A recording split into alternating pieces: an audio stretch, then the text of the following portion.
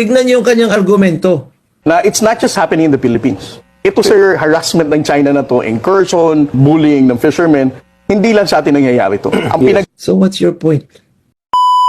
Alam nyo kasi maraming mga kababayan natin na nagko-comment, maraming nagre-react sa nangyari dito sa sigalot ng China and Pilipinas. Ito kasi ang pinakamagandang tanong dito. Alam nyo bakit? Kung bakit nagalit ang China? Dahil nga sa ginawang katatawanan nito ni spokesperson BCG G. Tarilla. Ito yung sinabi ni Atty. Lubayon sa kanya. Kung gaano siya kasinungaling, panoorin nyo to. Tignan niyo yung kanyang argumento. na it's not just happening in the Philippines. Ito sir, harassment ng China na to, incursion, bullying ng fishermen, hindi lang sa atin nangyayari to. So what's your point? Hero ka na rin ng mga ibang tao na inaatake ng China na hindi nagsasalita kasi sinungaling ka. Hindi ka ba nag-iisip na baka ang tamang gawin to be silent and quiet about it?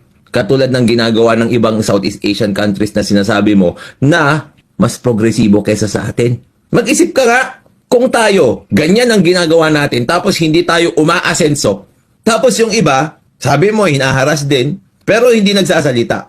Pero umaasenso sila. Hindi nyo ba naisip na baka tayo yung may maling estratehiya?